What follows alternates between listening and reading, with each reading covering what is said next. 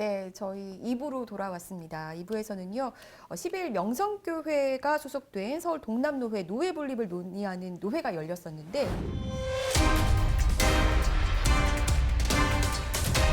현장을 다녀온 우리 김준수 기자 자리했습니다. 안녕하세요. 안녕하세요. 네, 현장에 다녀왔는데 일단 노회 분립 얘기는 왜 나온 거예요?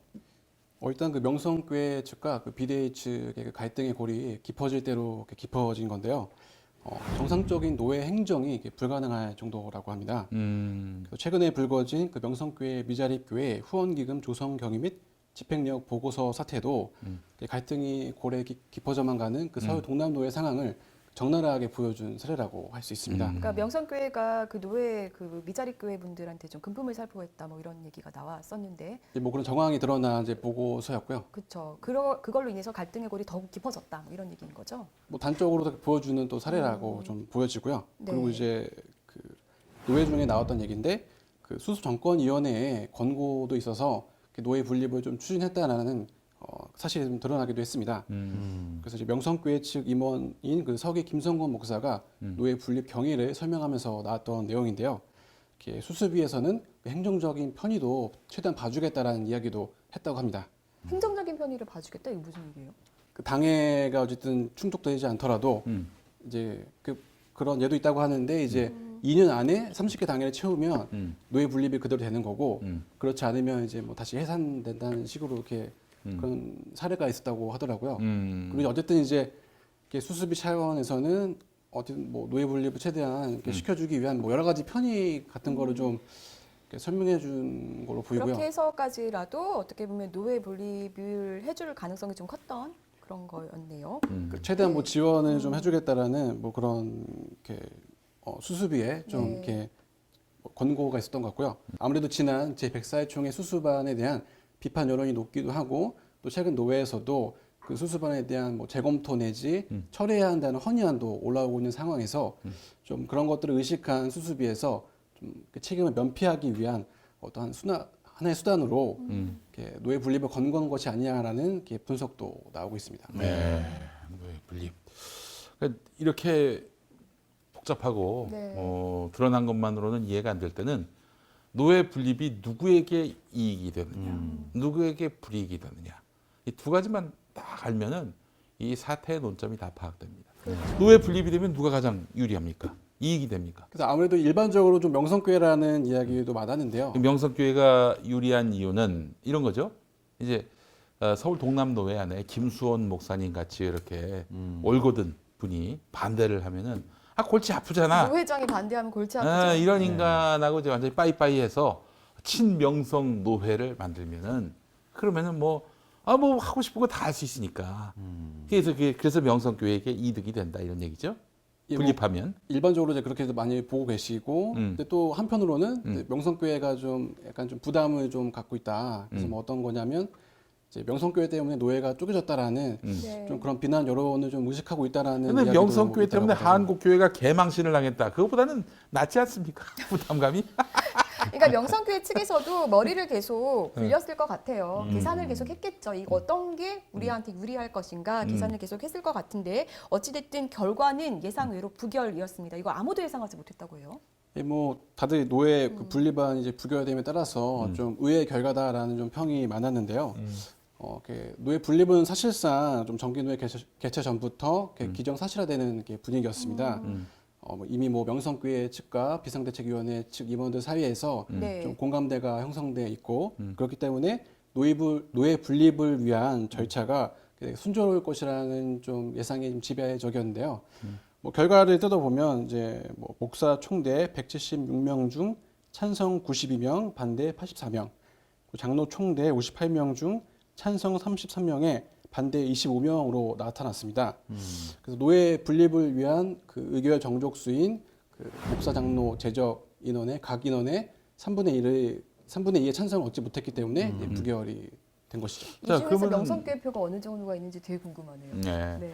자, 그렇다면 아까 얘기대로 명성교회가 속한 서울 동남노회가 분립이 됐을 때 불이익이 되는 사람들은 누굽니까? 결국 노회의 작은 교회가 아닐까 싶은데 작은 교회들. 왜냐하면 노회가 크면은 지원금을 많이 받을 텐데 노예가 쪼개지면은 이제 지원금을 적게 받게 돼가지고 그래서 미자립 교회라든지 그쵸. 중소교회들은 반대할 것 같고 그리고 또 김수원 목사님 같은 분은 어떻습니까? 김수원 목사님은 반대예요, 찬성이에요?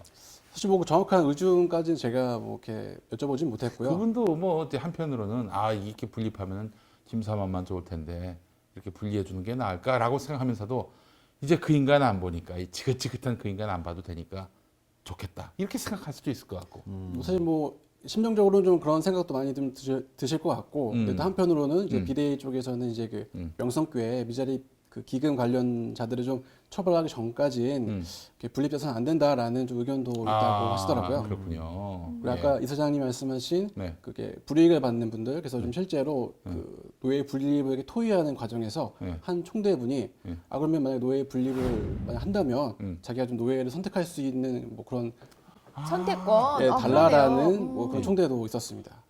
그게 되게 중요하겠네요. 어떻게 보면. 이 통상 다른 교단, 특히 기장 같은 경우에는 정확하게 그 지역구가 나뉘거든요.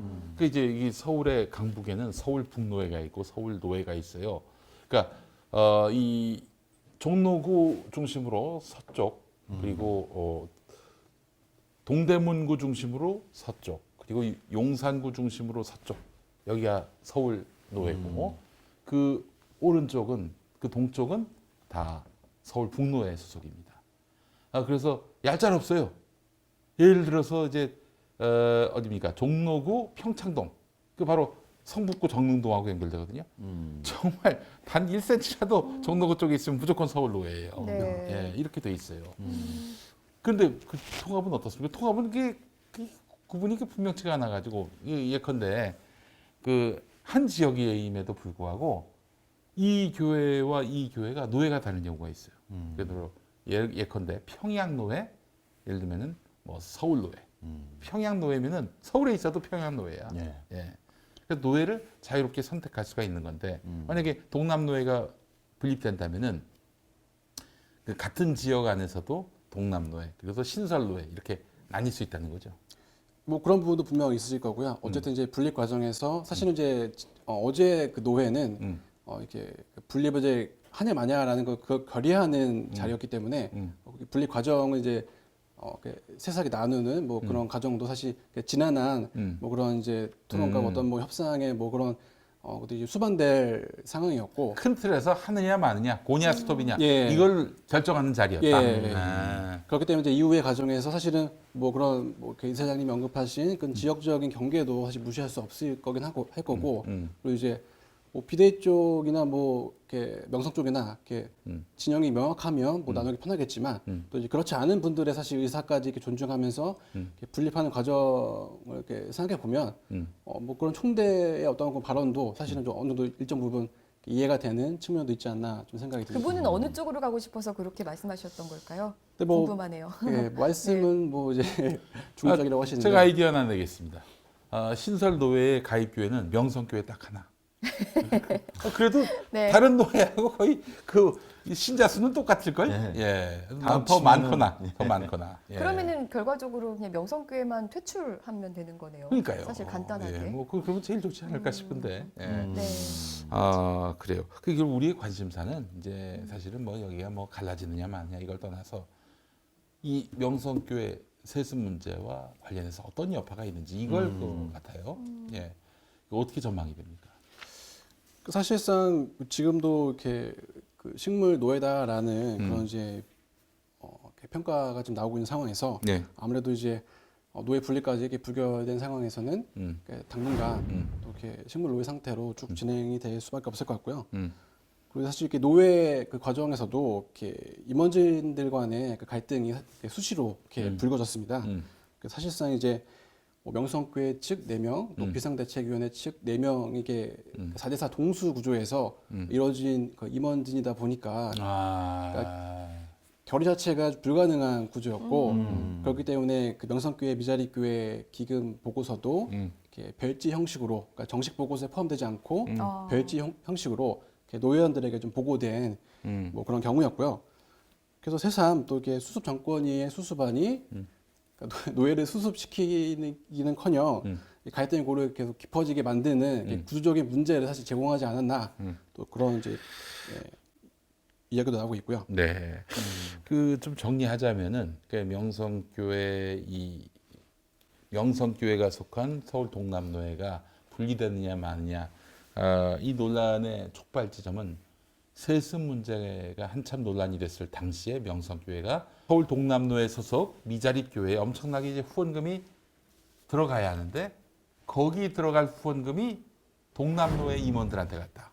한마디로 뇌물로 간 거지. 뇌물로 간 거는 명성교회 세습과 관련해서 명성교회에게 유리한 총회 차원의 판단이 나올 수 있도록 아이 좀 이거 뭐 용돈으로 좀 갖다 쓰시고 헌금으로 좀 갖다 쓰시고 이렇게 건넸다는 의혹 그 네. 의혹과 관련해서 지금 맞물려 있는 거 아니에요. 예, 그래서 이제 그 보고서 문제도 사실상 이제 이후에 이제 노회의 어떤 그 파행을 사실 불러올 만한 이슈기도 하고요.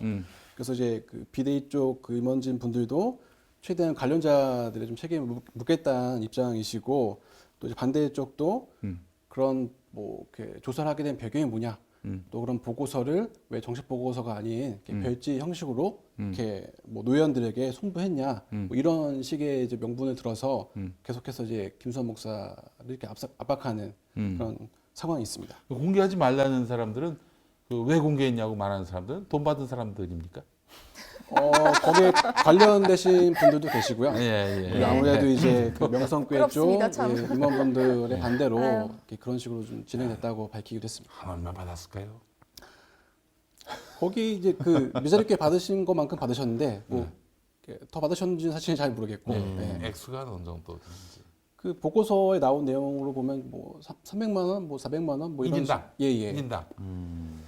야 정말 어처구니가 없네요, 진짜. 그러니까 이 사안을 이제 처음 보시는 분들 입장에서는 이 독립하느냐 마느냐 이게 왜 관건인지 좀 더 이게 쉽게 좀 이해를 돕기 위해서 말씀을 드리자면 지금 김하나 목사가 후임으로 지금 청빙된 상태잖아요. 그러니까 이거를 곤고하게 가려면 김사만 목사가 극도로 싫어하고 극혐하는 인물이 바로 김수원 목사입니다. 예, 개인적으로 엄청 싫어한다고 그러더라고요. 근데 사사건건 동남노회 회장으로서 자신의 발목에 이 세습의 순탄대로를 온갖 태클을 다 걸기 때문에 이대로 가느냐 가자니 그 말씀해 주신 대로 비대위 4명 세습을 반대하는 4명의 목사님과 찬성하는 4명 이 8명이 반반이 돼 있기 때문에 마치 우리 공화당 4명하고 정의당 4명이 이렇게 있는 것과 다름없기 때문에 이 식물노예라고 그러셨잖아요. 뭐가 될 수가 없거든요. 그럼 이런 식으로 이 그림대로 가면 결국은 명성교회에 득될 게 없다는 거죠. 그래서 아예 그냥 독립을 해서 동남노예부터 친명성파들이 독립을 해서 독자적으로 가려고 했는데 항상 그 김사만 목사가 하는 말이 있습니다. 이 나쁜 놈들이라고. 예.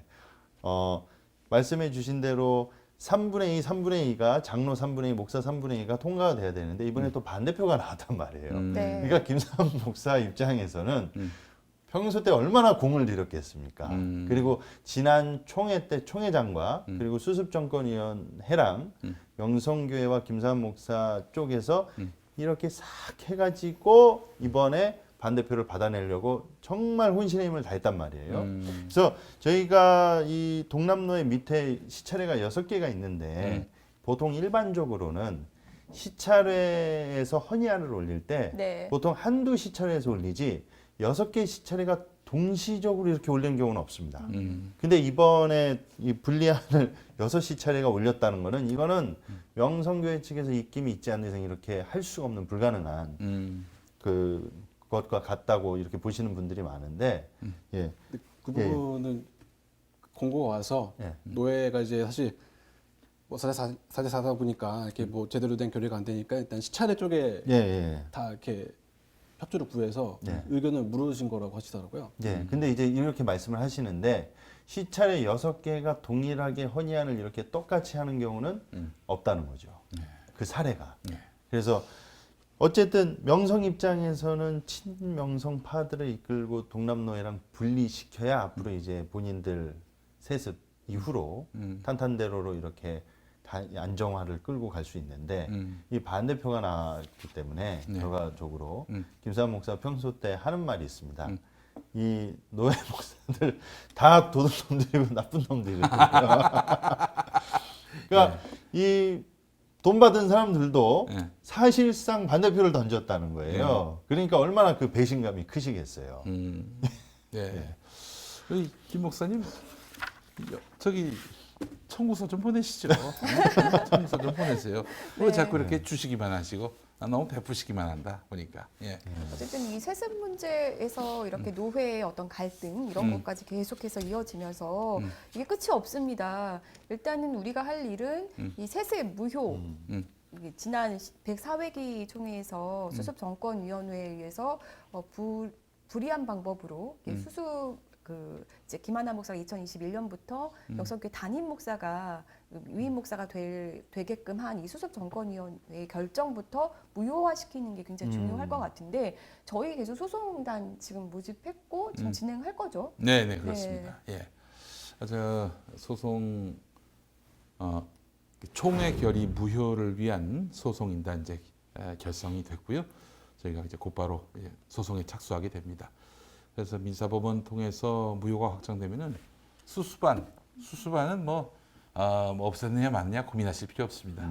법원에 의해서 무효가 되기 때문에 그렇게 되면 또 우리 원점으로 돌아가요. 네.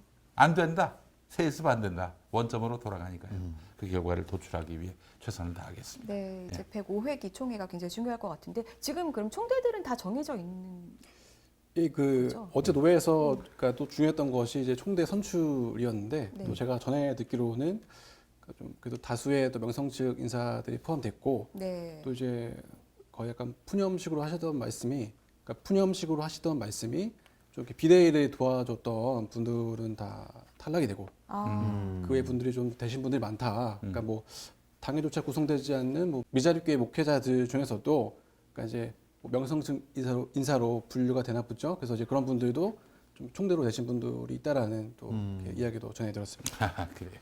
네. 아이고 참 우리 골목대장 열심히 하시네요. 올해 김삼환 목사님. 총회도 잘 지켜봐야겠네요. 네. 누군가가 만약에 불이한 결정이 일어날 때 법이요를 외쳐야 할 것 같습니다. 예. 네. 네, 오늘 시간이 이렇게 갔는데요. 오늘 저희는 여기서 좀 인사를 드려야 할 것 같습니다. 오늘 함께해 주신 세 분 감사드리고요. 네. 그리고 함께 시청해 주신 시청자 여러분 감사합니다. 저희는 다음 시간에 다시 오겠습니다.